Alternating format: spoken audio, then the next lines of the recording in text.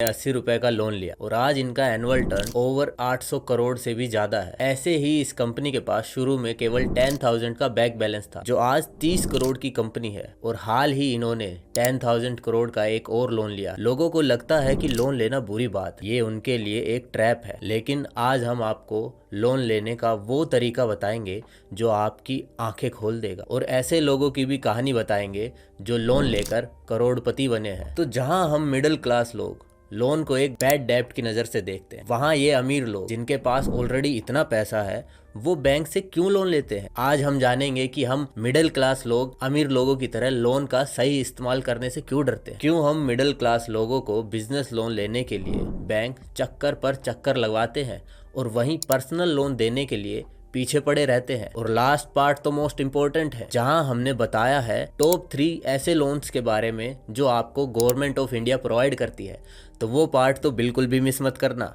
Now let's begin. सबसे पहले हमें ये जानना होगा कि अमीर लोग लोन क्यों लेते हैं और वो लोन के पैसे का ऐसा क्या करते हैं जिससे उन्हें लोन की इंटरेस्ट की भी टेंशन नहीं होती। आपको लग रहा होगा कि लोन लेना तो बुरी बात है और लोन लेके कोई कैसे अमीर बन सकता है, तो आपको शायद ये नहीं पता दुनिया के ज़्यादातर अमीर लोग और वो ज़्यादा अमीर बनने के लिए सबसे ज़्यादा लोन का ही इस्तेमाल करते हैं। लेकिन इंडिया के ज़्यादातर लोग लोन लेना अवॉइड करते हैं। लेकिन एक रिपोर्ट के अकॉर्डिंग सबसे ज़्यादा पॉपुलर लोन पर्सनल लोन है, इसके अलावा कार लोन और उसके बाद क्रेडिट कार्ड लोन, और ये लोन बैड डेब्ट की कैटेगरी में आते हैं, जिसका मतलब ये है कि ये लोन लेकर हम लायबिलिटीज़ खरीद रहे हैं और जो हमारे लिए इनकम जनरेट नहीं करते बल्कि हमारी सेविंग्स में से एडिशनल खर्चा करवाते हैं।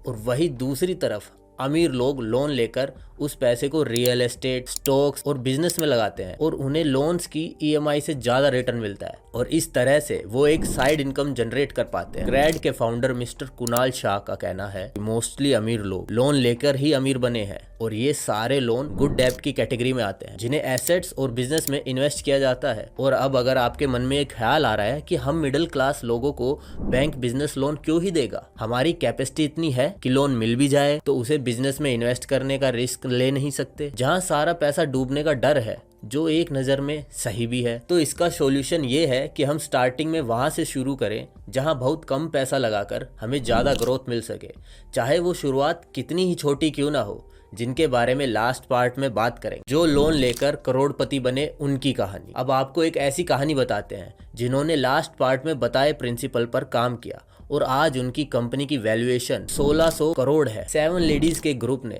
60 साल पहले 1959 में पापड़ बनाने का बिजनेस शुरू किया ताकि उन एक्स्ट्रा पैसों से उन्हें घर चलाने में आसानी हो सके, जिसका नाम था लिज्जत पापड़। इस बिजनेस को स्टार्ट करने के लिए उन्होंने सबसे पहले 80 रुपए का लोन लिया और जब ये पहली बार मार्केट में उतरे तो केवल 4 पैकेट बेचे और आज ये लिज्जत पापड़ इतना सक्सेसफुल हो गया कि आज 50,000 से ज्यादा लोगों को एम्प्लॉयमेंट दे रहा है और इनका एनुअल टर्नओवर 800 करोड़ से भी ज्यादा है। ठीक ऐसे ही 1978 में एक लड़की ने पुराना गैराज रेंट पर लेती और वहां पूरा दिन काम करती है ताकि वह अपनी बायोटेक्नोलॉजी की कंपनी खोल सके। लेकिन उस समय कोई भी इनके साथ काम करने को राजी नहीं हुआ।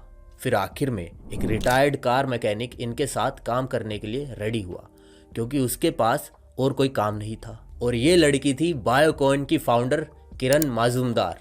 और एक इंटरव्यू में उन्होंने बताया कि कैसे जब उन्होंने ये काम स्टार्ट किया तो उनके बैंक अकाउंट में केवल 10,000 रुपए थे। कोई भी बैंक उन्हें लोन देने के लिए रेडी नहीं हुआ। लेकिन फिर भी बहुत सी मुश्किलों के बाद माजुमदार ने अपनी कंपनी बायोकॉइन को आगे बढ़ाया और आज ये कंपनी 30,000 करोड़ की है और हाल ही में उन्होंने अपना बिजनेस और ग्रो करने के लिए 10,000 करोड़ का लोन लिया। लेवरेजिंग क्या होती? जब हम अपना बिजनेस एस्टेब्लिश करके एक अच्छी वेल्थ क्रिएट कर लेते हैं तो हम लोन लेकर और भी पैसे बना सकते हैं, जिसे फाइनेंशियल लेवरेजिंग कहा जाता है। चलो इसको एक एग्जांपल से समझते हैं। मान लो आपके पास 5 लाख रुपए है और आपको किसी बिजनेस या स्टॉक्स में 20% की ग्रोथ के चांसेस नजर आ रहे हैं और अब अगर आप वो 5 लाख रुपए इस बिजनेस में लगाते हैं तो हमें 20% के हिसाब से 1 लाख रुपए का रिटर्न मिलेगा। लेकिन अगर हम 10% का इंटरेस्ट रेट पर 25 लाख रुपए का लोन लेते हैं और अपने 5 लाख ऐड करके 30 लाख उस बिजनेस में इन्वेस्ट करते हैं तो हमें 20% के हिसाब से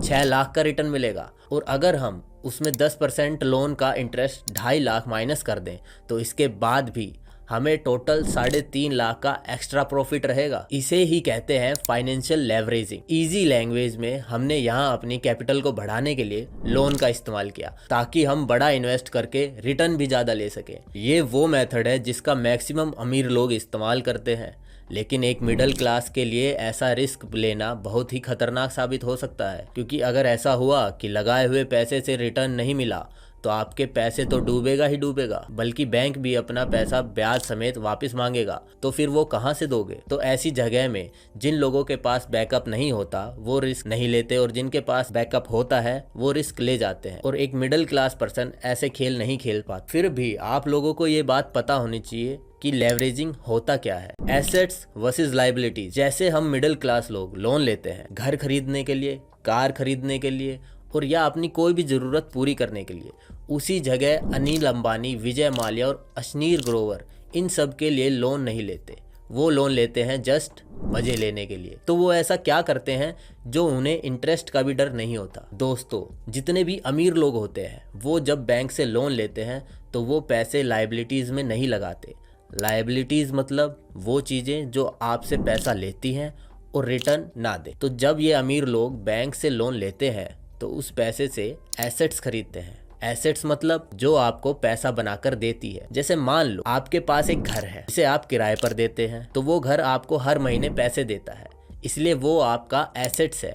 इसी तरह कुछ चीज़ें जैसे गोल्ड, बॉन्ड्स या ज़मीन भी एसेट्स में काउंट होती है, और लगभग सभी अमीर लोग जब बैंक से लोन लेते हैं तो उन पैसों को इन एसेट्स में ही लगाते हैं, और बैंक के इंटरेस्ट से ज़्यादा उन्हें इनसे रिटर्न मिल जाता है, और वो बीच में पैसा कमा जाते हैं। इनफैक्ट भारत पे के फाउंडर अश्नीर ने तो लोन के चक्कर में कोटक महिंद्रा के बैंक के फाउंडर को गालियां तक सुना दी, क्योंकि वो बैंक से लोन लेके नायका के शेयर खरीदना चाहते थे, लेकिन बैंक ने उन्हें लोन देने से मना कर दिया, और अगर ऐसा हो जाता तो उन्हें सीधा सीधा 5 करोड़ का फ़ायदा होता। तो अगर आप लोन लेते हैं तो इस बात का ध्यान रखें कि आपको पर्सनल लोन, व्हीकल लोन ये सब नहीं लेना। ये सब लाइबिलिटीज़ हैं। इनफैक्ट आपको लोन वो लेना है जिन्हें आप एसेट्स खरीद सको या एसेट्स बना सको। तो दोस्तों, अब बात करते हैं उन तरीकों की जिनसे अमीर लोग और भी ज़्यादा अमीर बनते हैं।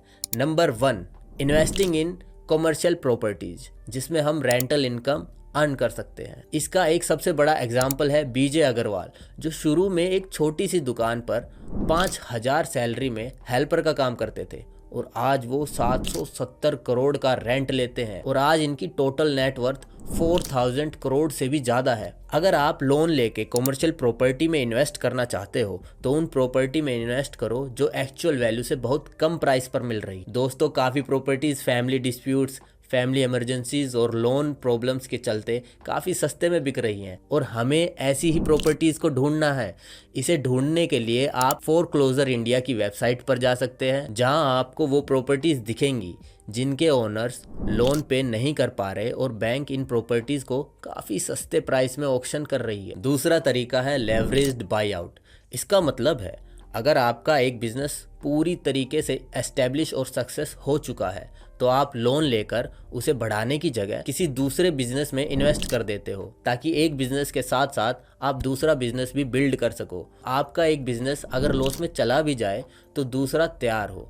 मोस्ट ऑफ द बिलीनियर इस प्रोसेस को यूज करके दूसरी प्रॉफिटेबल कंपनी को एक्वायर करते हैं। फॉर एग्जाम्पल, गौतम अडानी को जब सीमेंट इंडस्ट्री में ग्रोथ दिखी और उन्होंने एसीसी और अंबुजा सीमेंट को एक्वायर करने का प्लान बनाया, और इसके लिए उन्होंने 32,000 करोड़ का लोन लिया।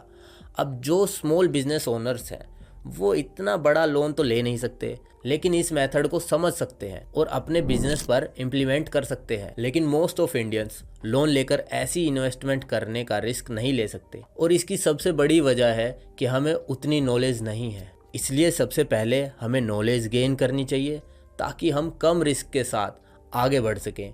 तो शुरुआत में आप छोटे छोटे बिजनेस लोन से शुरू कर सकते हो, फिर धीरे धीरे उस पैसे को थोड़ा थोड़ा ग्रो करके बैंक को रिपे करते जाओ और अपने एसेट्स बिल्ड करते जाओ। और वो दिन दूर नहीं दोस्तों जब बैंक खुद करोड़ों के लोन के लिए आपके पीछे चक्कर काटेगा। Thanks for watching.